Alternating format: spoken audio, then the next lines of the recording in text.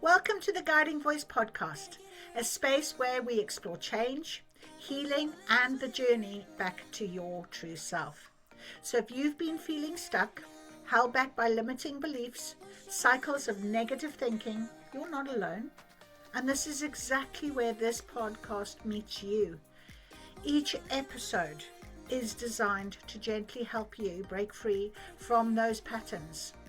And it'll give you something real, practical, and meaningful that you can use to begin your own life changes.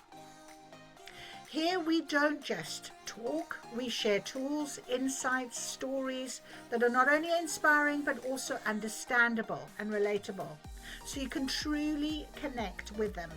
And most importantly, everything we explore is something you can take away and apply, so the change isn't just an idea but something you can begin to live. You'll hear from mentors and coaches, authors and teachers, people who have walked through challenges, faced their own struggles and found a way forward. Their stories are here to open your eyes, touch your heart and resonate deeply within you. And as you listen today, my hope is that you feel supported, empowered and guided, because this journey is yours and you don't have to walk it alone. I send you my love and blessings as you continue on your path of growth, healing and transformation today.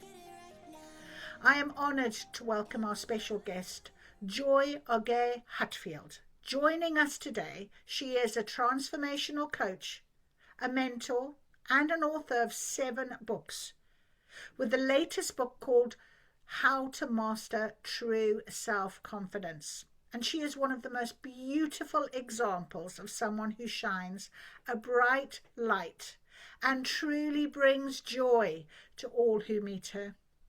I had to invite her onto my podcast, and she joins us to share her guidance, her experiences, and her light in how she helps people to self-discovery and to understand ways to empowerment and fulfillment within themselves. So please take this moment for yourself. Pause, breathe, and allow yourself to receive this insight, this inspiration, and powerful conversation ahead. So let's transform your life with joy. We're doing this. So, Joy, how are you? I'm so blessed to have you here on my podcast. Thank you for joining me this morning. Oh, well, absolutely gorgeous. Good morning to you, Debbie. What I tell you, Debbie, you just got such incredible energy. You radiate love, and I love that. I love that. So thank you for inviting me. I am super excited. Oh, thank you so much. Absolutely. This morning, I was buzzing. I put on my t-shirt with my butterfly, ready for transformation. I mean, I'll share this with you and the listeners, Joy. This last 10 days, 2 weeks has been really hard for me. I've had this right sort of dark night of the soul feeling, this real energy shift and what have you, going back over things. I've had this sort of physical illness as well that really zapped my energy. So you saying my energy's back, I'm loving that. And Yeah. it just culminates with you and I this morning talking about transformation and the summer solstice tomorrow, which is harvest season. We're here. Yes. Sun's out. We're here. Isn't that a beautiful feeling?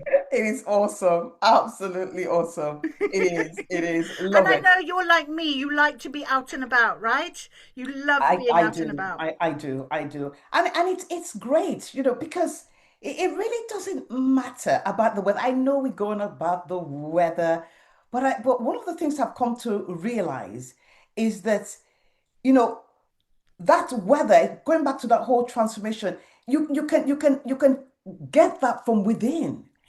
So it's back to that working on ourselves. It doesn't really matter what's out there, isn't it? It can be raining out there, but in your heart there'll be sunshine. They can Ah, be. You know, What? it Absolutely. is. So Yeah. we can create, we can empower ourselves. We can be in charge of our own destiny so that the elements of the world doesn't affect us because sometimes we do it unintentionally. Our moods are up and down. We've been there. Times we think, oh, I don't feel like getting up today, or I feel a bit down. And that's one thing I've come to realize actually, it doesn't have to be that way. Oh, It that is doesn't so have to be true. that way. Your light is within you. Find that sunshine within you. Right. That's what That's it's all right. about. And I Yes. absolutely believe that myself as well. And even though I've been going through this physical virus or whatever it was, I mean, spiritually, we're going to go transformation symptoms, but we're going to say, we are human beings and we will have those moments, like you say. And you really got to dig deep sometimes to find that little spark, that little flame, didn't you? Absolutely. And I totally agree because there are times and we're talking to viewers, we're being real here, we're being authentic. So we will have those moments Yeah, when you're down. We will have those moments when people feel depressed. And the question is, okay, in those moments, what needs to happen? What yeah, what am I supposed to do?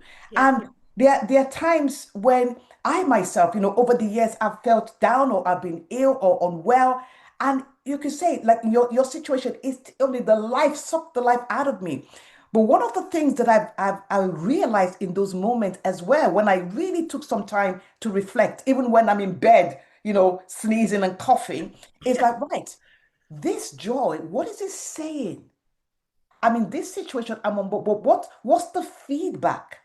What's the feedback? Love And it. in many times, if I was honest with you, Debbie, is that I have run myself to the ground. Yep, I tell you, I yep. have not taken the well-deserved rest. I have not eaten properly.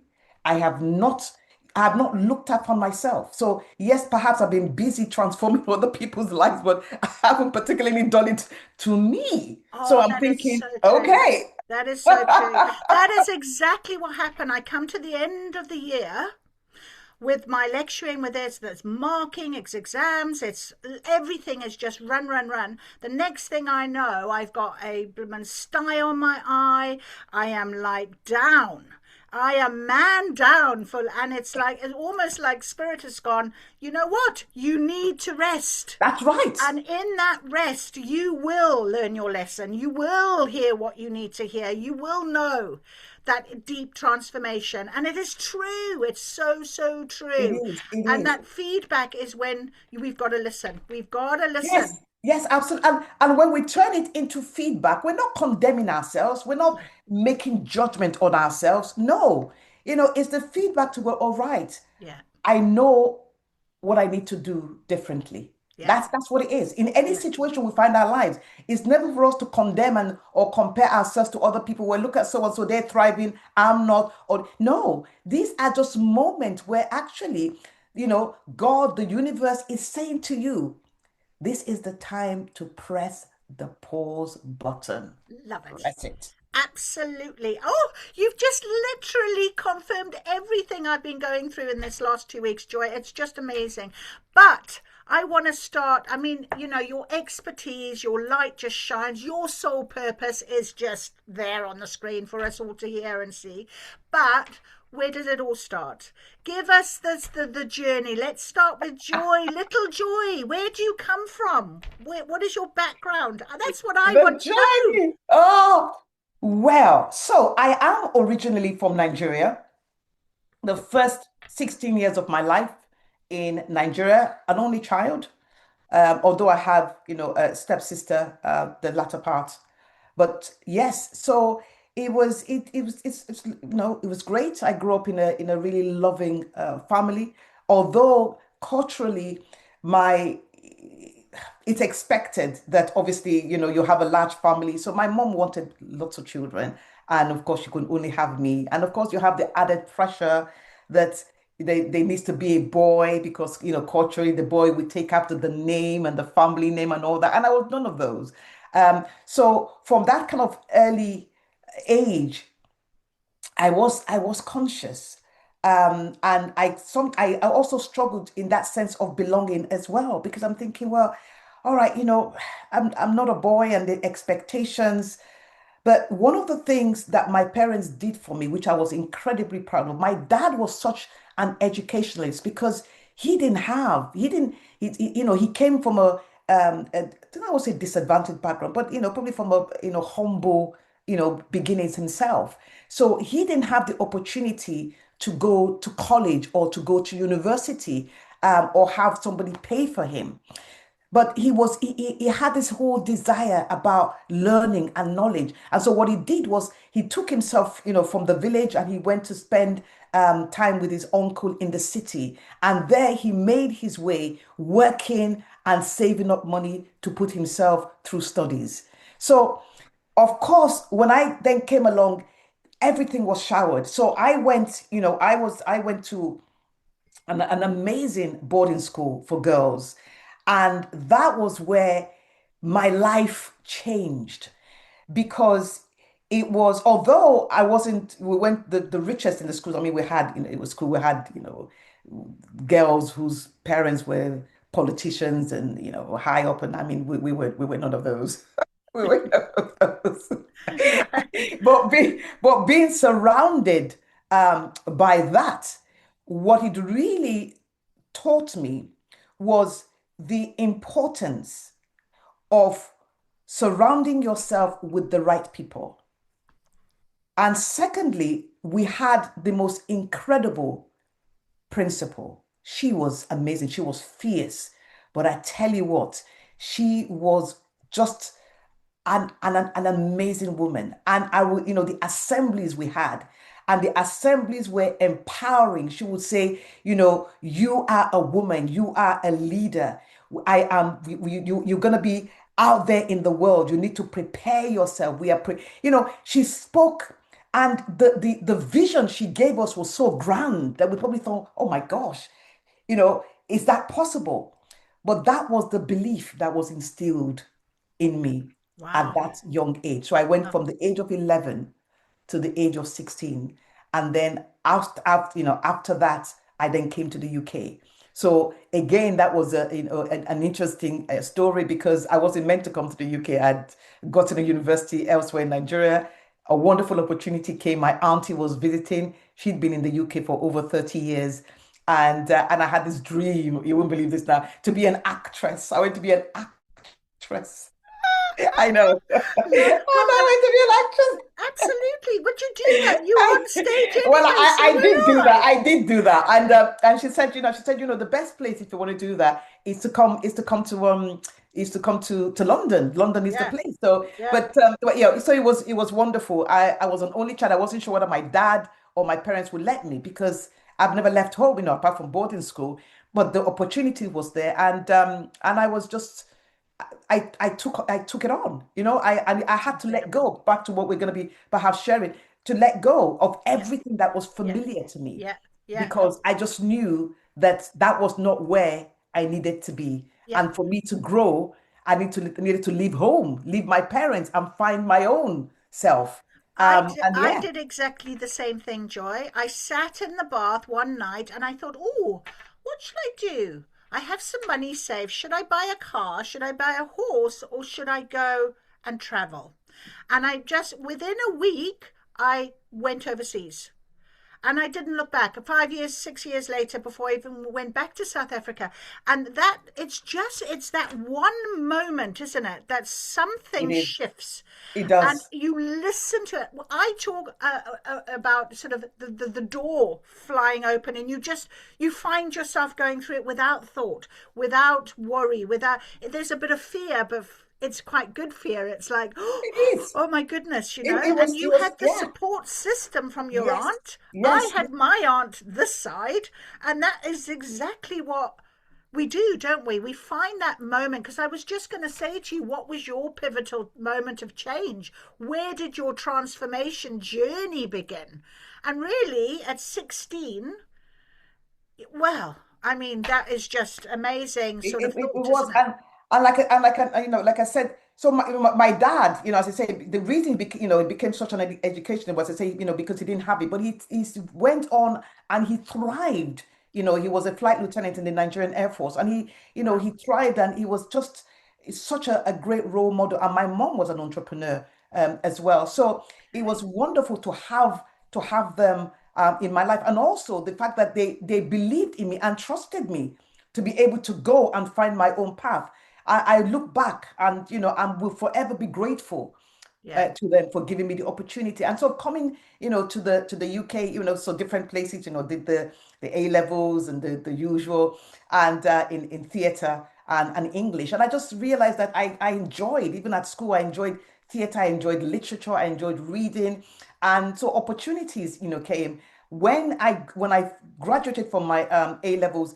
I thought, I'm not going to go straight into uni. I wanted to just have that experience of just being able to go out and to do stuff, which I did. So I went and acted. I joined theater groups and different, organizations. So I did that and thoroughly enjoyed. But it was part of me really discovering and what I wanted to do. And from there, I was able to go and do my, go to university, which is amazing. I went to University of Liverpool, and it was based in Chester, but I did a degree in theatre and psychology. So that was incredible combination. Wow. So Okay, good. Yeah. Yeah, yeah, yeah. so that was really good. So you could see the trend. It was always about that people, Yes. which was, I Yeah. was fascinated by people, by the Behaviors. thinking, yeah, the behaviors, Yeah. the Yeah. growth, the Yeah. how they think, how they Yeah. act, and so I went and then I did my postgraduate in University of Greenwich, and I became a lecturer. So I lectured in London for about 7 years. And during that, I was really fortunate also to work with adults with learning difficulties and disabilities. That transformed me again. Right. I cannot even imagine. Yeah. The lessons I learned, because coming from a background, I mean, in Nigeria, yes, disability, but you didn't talk about it, you didn't even see or Right. even associate. So I knew I had prejudices. I knew I did.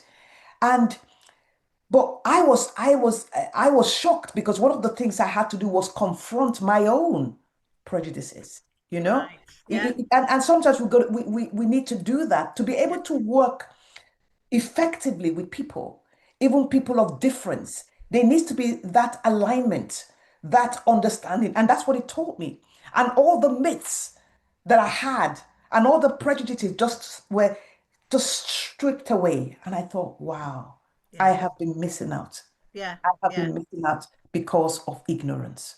Yeah. And I had to confront my own ignorance. Yeah. And it was, so that brought me into a whole new world working with these incredible people. And in a sense, that's where the coaching started. So I worked with adults with learning difficulties. And then I was giving the most difficult students as well. These were students no other lecturer wanted to work with. You got them. We'll Lovely. pass them on. We'll pass them on to Joy. And but immediately, and I'm sure like you, Debbie, I soon got a connection Yeah. with Yeah. these incredible young people.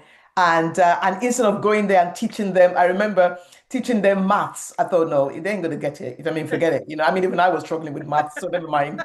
So we used to have this open conversation because I wanted to know about them. I wanted to find out their interests. And those slowly, they started coming in, they started sharing their stories. I understood they were naughty kids. Yes, they smoked, some of them were on cannabis and all that. But I tell you what, slowly they began to understand as they mastered the importance of developing themselves. They started to give those bad habits away and they started to cultivate new ones. So Yeah. it was a very interesting time in my That's life. incredible. But it's so interesting just until that point. We're not even, you've literally paved very clearly your sort of sole purpose. You've how it was clearly laid out. I mean, at 16 you wouldn't have thought you'd be working with children from with disabilities, bad behaviors or whatever. You wouldn't have had that at 16. But it's very clear when we look back on our lives, and I know a lot of my listeners will be older people coming into an awakening of actually I want change. And when you look back at your past and you value those step by steps, those realizing how everything is connected, I think it kind of makes you recognize the importance of where you are now. Do you agree with that? Absolutely. Absolutely. It is. It is. And, you know, a lot of the things that I'm synonymous with, and I've written 7 books. Yeah. But one of my favorite books that I've written, I do a lot of work, books on personal development, but one of my favorite is Purpose, because that really came from they all do, they have come from a deep place, but that is really important. And I know people talk about, oh, how do I discover my purpose, or what do I need to do to discover my purpose, and what is purpose? But it's back to what you've just said. It's just those milestones in one's life, those different areas that you are piecing together. So Yeah. even there's a young person going, I haven't discovered my purpose yet. Oh, Joy, you know, Coach Joy, what do I do about it? It's to say it's okay, because you are in that purpose. Yes. You are living it. Is acknowledging, Yes. isn't it? Acknowledging where you are at on the Yes. way to where you're going. Absolutely. And I think as well, especially for younger listeners as well, younger people, oh, yeah, as you say, I don't know what my purpose is. I don't know what I should be doing with my life. What you should be doing is enjoying your life now. If you can see your life, a lot of them are so busy trying to think ahead and trying to, create a stepping stone somewhere without actually recognizing the importance of the stepping stone you're on now. That's right. That's right. And absolutely spot on, because you know when I said about purpose being really, you know, it spoke to me. Now, carrying on the journey. So became the lecturer, lectured, just discovered that, well, actually it's great, but it was constraining because there was just too many hierarchies. I had these incredible ideas, things I wanted to do, and they were just, I was being, I had that sense of, being restrained. Yeah, So I yeah. stepped out of it, and of course, all the circumstances aligned, and I was able to come to Wales and set up my own business. So the first one was obviously in terms of coaching as well in leadership. So that area was incredibly fulfilling for me. So I did a lot of work around that, and around equality, diversity, inclusion. That was actually I was one of the first consultants in Wales, because the other lady who was in that area was in Bristol. So it was interesting. So that gave me a great opportunity. Plus the fact that I had, that whole mindset around disability, around race, and it was just wonderful to kind of bring it together. So I did that, and enjoyed working to bring diversity, inclusion in a slightly different way, because my take on it was really about mindset. Right. Yeah. And we can look at it from different perspective, but when we look at diversity, inclusion, and around that mindset, also from my own experience, in terms of when I said to you, I had to recognize the ignorance, and I had to recognize that if I didn't sort that out, I was going to stand in a position where I would potentially be disadvantaging other people, Oh, yes, where I could, absolutely. I could, Yeah. I would, because I Yeah. hadn't recognized that. Yeah. Yeah. So the mindset became really key for me, and that then underpinned everything that I did. So it wasn't about ticking the boxes. It wasn't about being afraid to say or not say. It wasn't about that at all. It was about the work that I did in that area of equality, diversity, was bringing people to a place where they understood who they were. Because when you Self-discovery, understand, right? absolutely, Self-discovery. that self-discovery, that self-mastery, because Yeah. when you discover who you are, in that process, you can learn to appreciate other people. You can appreciate other people's culture. You can appreciate other people's differences, because you have first understood yours. And Yeah. that is the same thing that I also bring, into leadership. So that time of my career was, incredibly rich, because it enabled me to bring about that whole transformation, not from an organizational perspective. Yes, organizations who sent their people to me would benefit, but what they would benefit even more were that people now understood, not out of fear, not out of compliance, because they understood from a deeper place. So when they went back to work, it wasn't I have to. I have to know. It's because I want Want to. to.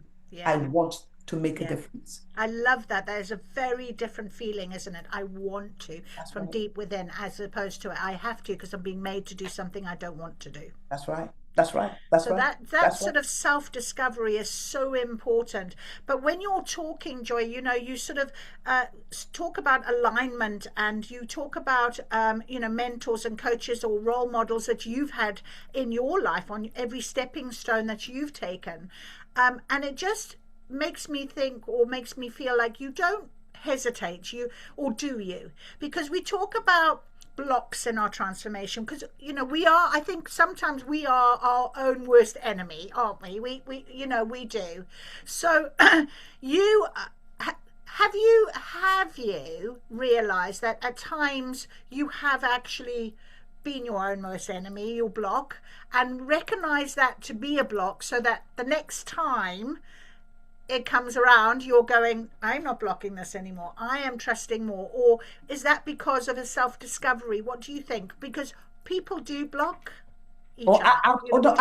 absolutely, absolutely. And like you said, we are sometimes, our own enemies. There's no point to even go and look for the enemies because if we look close enough, Yeah. Yeah. you're not far off. Yeah. So and part of it, because of course, we are the ones that stand in our way. And that was, and that's very, very important to be able to clarify. And yes, I've been in situation, but even, and I know, just to digress a little bit when I talk about purpose, because it's very much connected. Now, one of the reasons, and also brings about this, that's what you've just asked in terms of the block and trusting more, was in 2011, and I share this openly. Out of the blue, I was diagnosed with a rare form of skin cancer. And it just, my whole world was just turned upside down. I was thriving. I had an incredible business. It was thriving. I had awards. People, awards. I was touring internationally. I mean, I looked a picture of success, but I knew deep down that something was missing. I was earning the money. I had the recognition, and it was when I then was diagnosed with that form cancer. I mean, it's not going through the whole story, but that moment where fear crept in, where uncertainty, and I thought, Joy, this can't be it. This cannot be it. I haven't lived. And I've got to share this because I share a little bit when I did my TED talk, but that the moment for me was I was lying down, Debbie. I was lying down. You have the hospital gown. I was about to be rolled into the theater. And that was when I talk about the fear, because I didn't know whether I was going to be coming back alive. I didn't know. And at that moment, something in me, and I thought, okay, what do I do now? And I found myself speaking to God. Now, I wouldn't say I haven't always been spiritual. I believed in God, but it was okay, one of those, yeah. But that moment, and I said to God, I said, God, I don't I don't want to die. I don't want to die. I need to live. And it was as if instantly he spoke. It was so clear, but with a question. And the question was, Debbie, what did you do with the 42 years I gave you? Wow. Yeah, Powerful. that's right. That's right. That's right. I was asking for more. What did I do? Yeah. And just I was grappling with that. The voice again said, what would you do differently if I gave you more years? Now that's the question. Yeah. And that was where my life turned around. I Wow. said, if I come out of this alive, I'm not chasing money. Oh God, no, no, not anymore.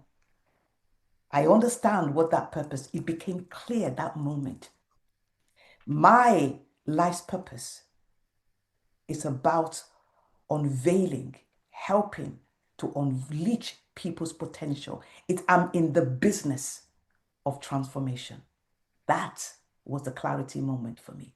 I am in the business of transforming lives. It's never the money. I had all that, and that did not bring me fulfillment. Yeah. So that's for me, and everything else to come from there.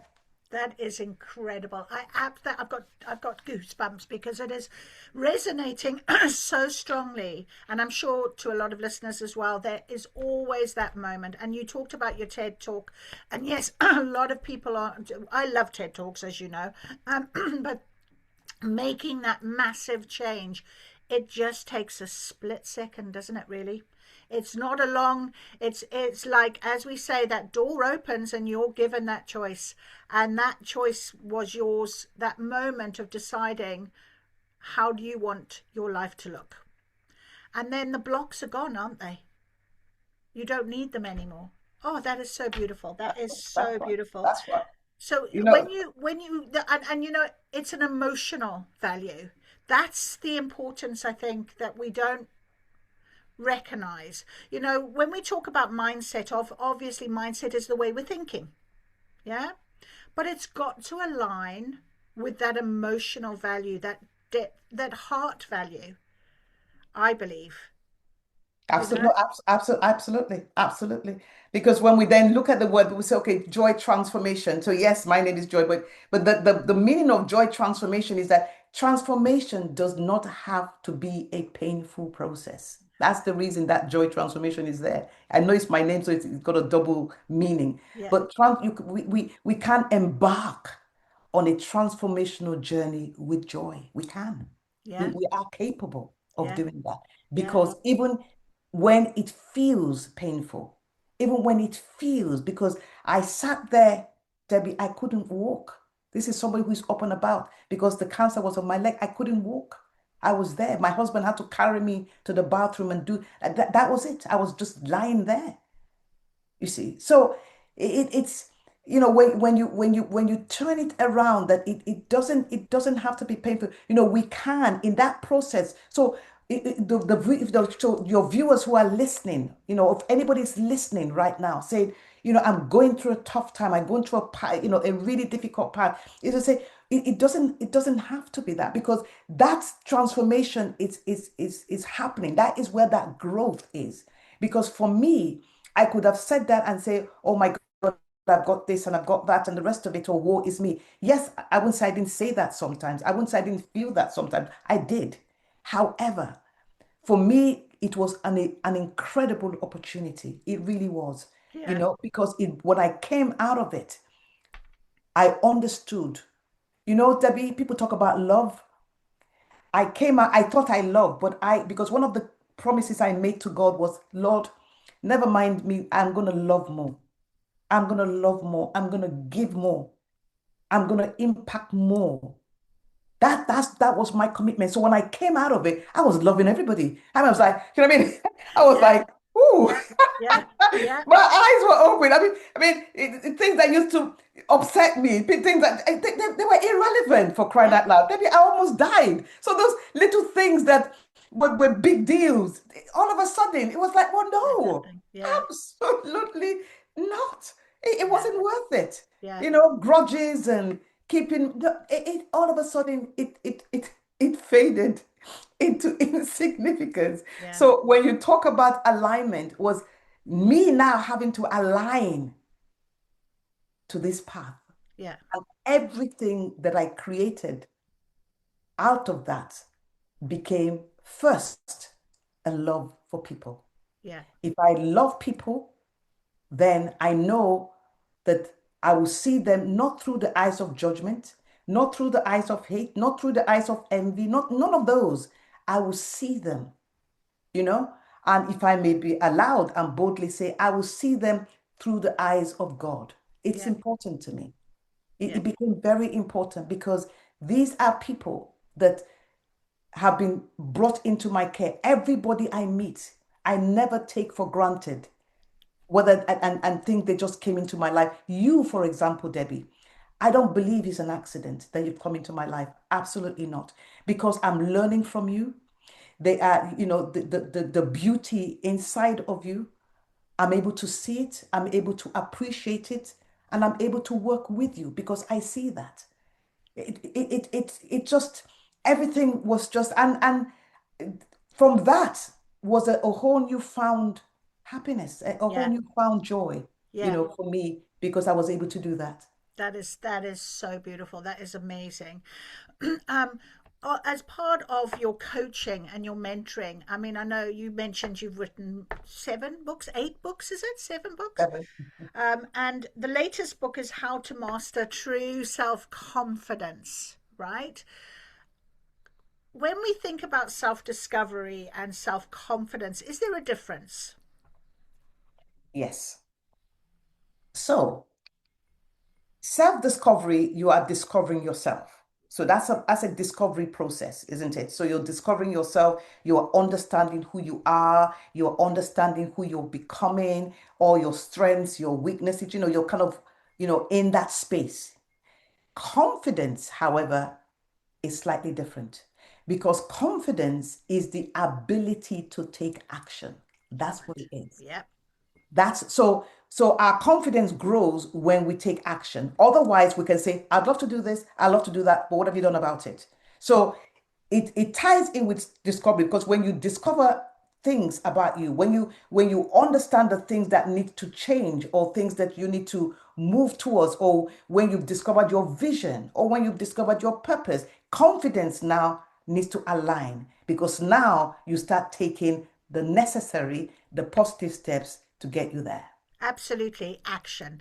And you're right. I mean, even when you're ill, you're lying in bed, you're going over through the physical situations and what have you, you can still take action, right? You don't have to lie there because the action can be, I don't need to feel sorry for myself. I don't need to have negative thoughts. I can think of positive thoughts. I can think of positive ways of healing myself. I can do meditate. All of those really good, positive things. Now, you talk about sort of a 3-step process Mhm. that you mentioned. I mean, obviously, I think there's probably more to it than just 3 steps, personally, maybe. But if you've got, because I think a lot of people do reach out and look for those role models and mentors and coaches that can give them a bit of a guide. Where do I go to my next stepping stone? How do I go through that next open door? Mm, mm. So, what are the 3 steps? What are we talking about here? The So, three in step terms process. of, is it in terms of gaining? Well, the three steps is, it's how what you think, how you think, how you feel, really is what ultimately will position you to take action. So, for example, if you feel I'm not good enough, so even thinking that and then feeling that will cause inaction. But when you think, all right, I am capable. So that's kind of your inner coach speaking to you. I am capable. So you feel capable, and then you pick up that phone and you apply for that position, or you go onto your computer, or you do what is necessary. So those are some of the, that cycle of building confidence. One of the things I also want to touch, which is something that's out there a lot that I've heard, and I addressed it in my book, is that when people say fake it until you make it, is an interesting one because yes, people might say it's worked, I faked it, and then I became who I am, or I became this particular persona. Now, it might work, but there is a better way of really addressing that. Because if you're going to fake something, it takes a lot of energy and it takes a lot of effort to even do that, Yeah. because you're having to fake it and you're hoping nobody will notice, or you're hoping. So even that fear can be quite paralyzing because you're thinking nobody should. And this is where sometimes imposter syndrome might even creep in to an extent. So instead of faking it, and almost if it's 50-50, why not devote that time in working on yourself, that whatever you create is sustainable? Because then, when you develop that confidence, when you build your own self love, your own self belief in who you are, nobody takes that away from you. There is no fear that you're not the real McCoy. The real McCoy. That's what I was. Authenticity. That's That's right. exactly what I was just going to say. Yeah. Absolutely. Because faking it till you're making it is, as you say, really hard work because you get into this sort of imposter syndrome almost. It's like, I don't know, I don't think I should be here. And then, you are battling all those negative thoughts of, oh my goodness, I am not good enough. Really, even trying to pretend you are. It's not good. No, definitely not. Well, what do you do, Joy, to get yourself bubbling every morning? I mean, you've got, an actress, okay? Lovely. Again, the faking till I make it kind of really can be, a lot of actors, they put on a story, they put on a show, and fundamentally underneath they're very unhappy, or they're very unsure. I mean, we hear comedians that are having to always come up with the funny side of life, and their life themselves is not very funny. So, Mm, mm. this is very true. This goes back to that all sort of authentic. So how do you manage this for yourselves? Have you got rituals? Have you got routines? Or have you got a combination? What are you doing? Yes, yes. Well, thank you so much. And it is because it's back to the self mastery, and this is when we then created that self mastery. So for the past 14 months or probably 15 months, we I there's a monthly self mastery workshop which is free because that's, as I say, one of the things that I was awoken to was being able to give back. So that's my way of giving back, of helping people in these self mastery um, monthly sessions that are free, and we look at different subject matters, look at ways of developing those purpose-driven leaders with high emotional intelligence that would really, they can lead, and lead themselves and lead others. So it's so important. So that question in terms of the self-mastery. So for me, it's years, and I'm still in the process of still mastering myself. Because mastering yourself can even take a lifetime, but that is the place you sit. Because if you're uncomfortable with yourself, nothing happens. So for me, the routine is I love mornings. I think mornings for me are the best times. I absolutely love morning. It is quiet. I can hear myself think. And when everybody is sleeping, perhaps doing their thing, to me, I am alive. So one of the first things that I do when I wake up is I pray. So I do meditate and pray because that first hour for me is being able to dedicate to say, I am committing my day. The night before, so this is where it starts, not so much the night before I go to bed, and I use this for my coaches. I share this with my coaches. So this is a coaching tip to all of you. So a coaching tip to all of you. So the night before is once, try and get to bed around that 10, aim for that. But always have a pen and paper by your side. Then you just sit down, a nice hot drink or whatever, and then write the 3 to 5 things you would love to accomplish the next day. Oh, wow. Yeah. What that does is that you become intentional. So that mindset is saying purpose driven. You are going to enter your day with purpose. You understand. So life doesn't just run away with you. You are entering the next day with great intentionality of what needs to happen. I like that. I do So like that. Yeah. so straight away, you're not going, oh, what am I doing today? What am I supposed to do today? You enter your day knowing. So for me, I do that, and then I enter my day, and then I give thanks. I give thanks, gratitude that I'm alive, gratitude that here is another opportunity to impact myself, to impact other people, to lead, and show empathy, show compassion in every area. So that's what I do. So, and after that, I also exercise. It's a great way. You spoke to Mark earlier on his exercise, not in the intensity he does. No. So I either swim, or if it's a super productive day and the time does not permit, I will then do some stretches. So that's very important. So that kind of frees my mind to be able to do Yes. that, and then I'm able to do that. I do switch off sometimes the phone is another thing, because the distractions. So it allows me to be super productive, and then I can come back and look at the messages if need be. But it allows me to be able to enter my day with that sense of purpose and direction. So that's my routine, my morning routine. That's beautiful. So, mind, body, soul.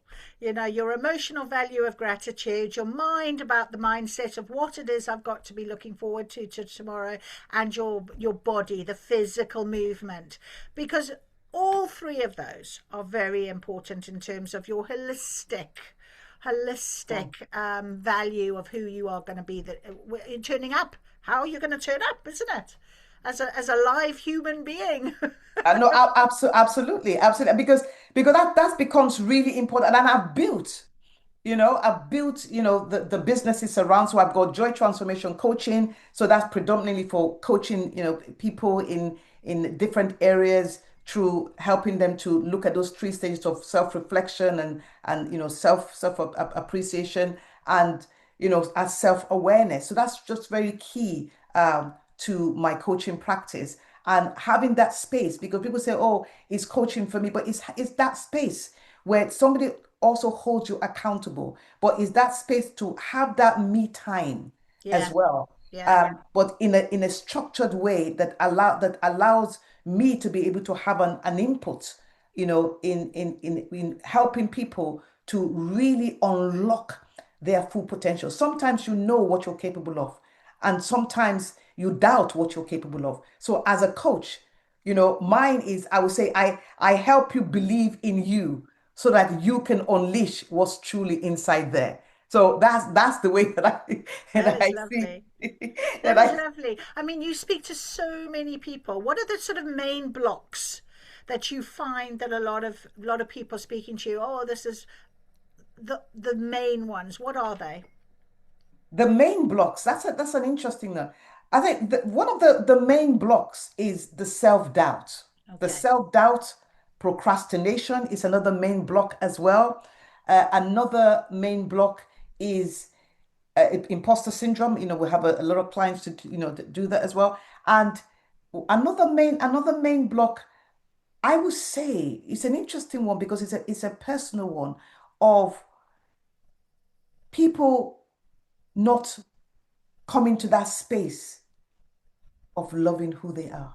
I like that. Yeah.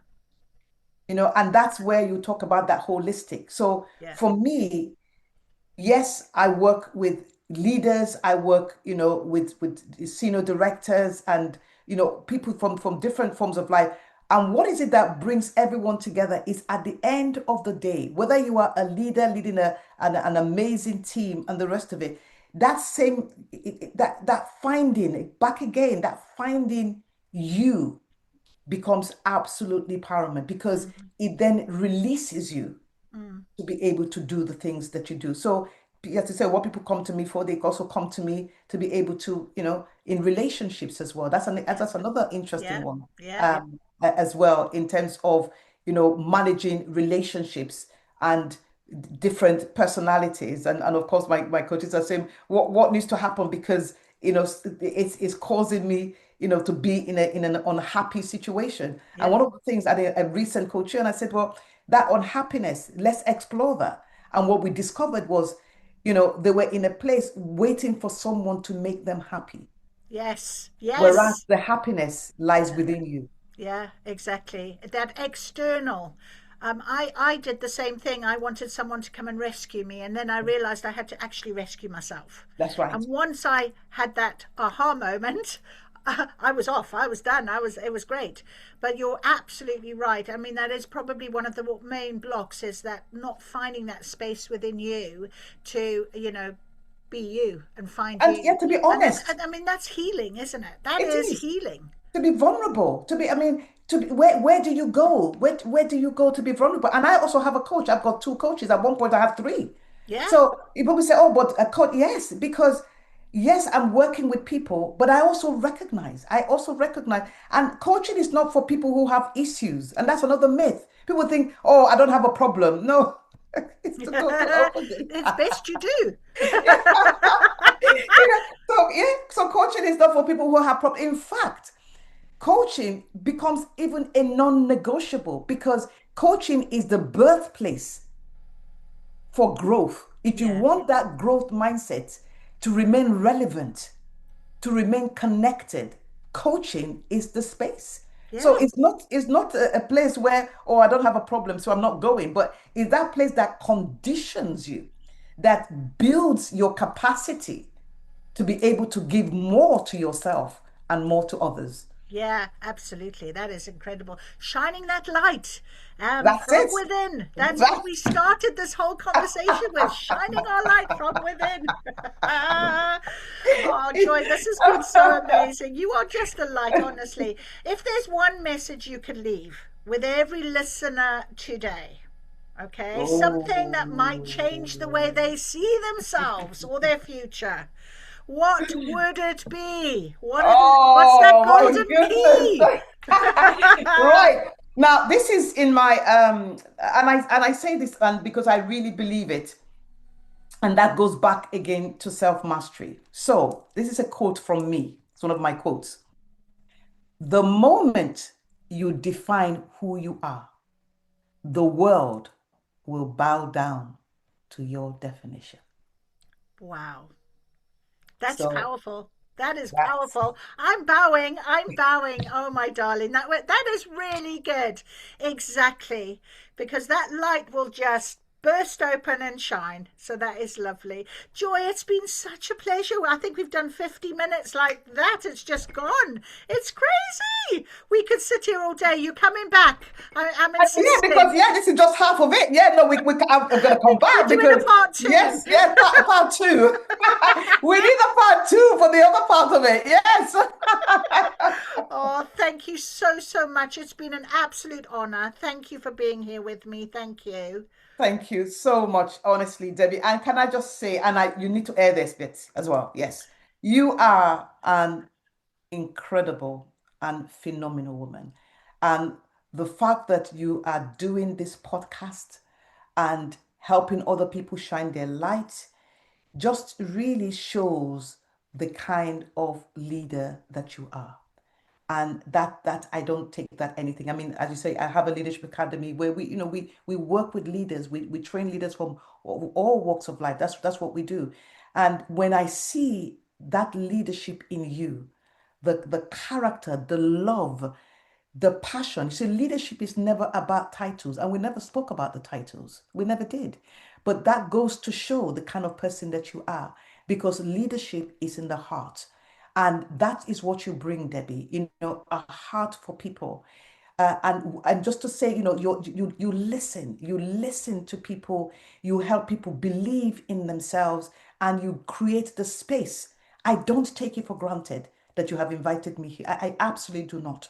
And I am deeply appreciative that you have brought me because this is your space, this is your home, and you saw it fit to bring me to just add a little bit of value to the incredible value you already bring and you are bringing. So I really want to say thank you. Thank you so much for the opportunity to be here with you and just to have a great laugh and in the process transform the world and impact the world and influence the world in such an amazing way. So thank you. Thank you so much. Thank you.